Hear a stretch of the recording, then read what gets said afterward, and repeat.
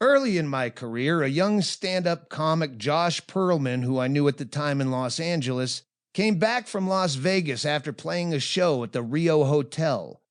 He told me that he'd been lounging late night at the casino bar talking to a prostitute, playing video poker next to him. He was interested, but he was new to the game, shy, and didn't know how to broach the subject.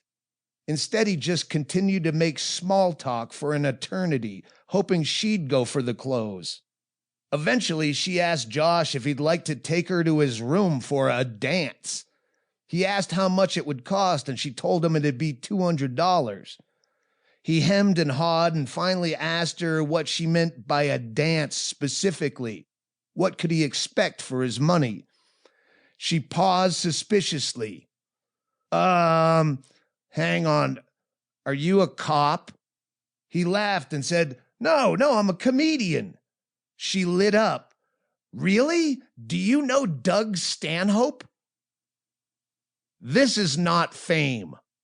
Known in certain circles would be a more accurate way to put it.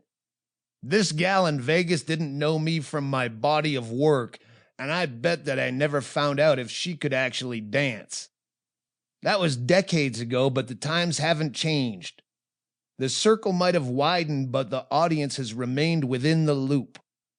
All for one and one for nothing, or whatever, so long as the right people remember you.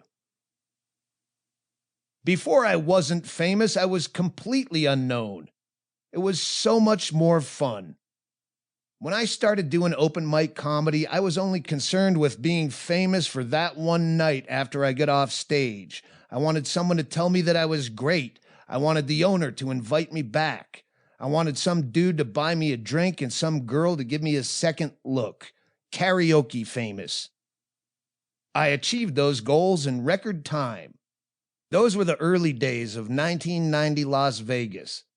I did stand-up as a lark, and eventually when a local stripper wanted me to beat her senseless while I fucked her poorly, I considered myself to have been discovered. As a 23-year-old, in my eyes, I'd made it to the big time. For most of my 25-plus years since in this business, the stage was just the pivot pole, the jumping-off point, the excuse, the baked potato. You'd never eat a plain baked potato. You eat it for all the great things that go along with it, but you still need it as a platform. Eating butter and sour cream all by themselves makes you look like a glutton. I remember an early open mic in a casino where, after barreling through my set of mostly jerk-off jokes, a Down syndrome man-child ran up on the stage, grabbed the mic, and started yelling at me. "You are evil, Doug. The things you say are evil." Now imagine that voice in a tone that would be considered mocking or insensitive if I said it out loud, and you nailed it. I was barely 3 steps from exiting the stage and had no idea what to do, nor did the crowd. Eventually, someone gently guided him back to his seat, but I never lived it down with the local comedians for the next 6 months I stayed in Vegas.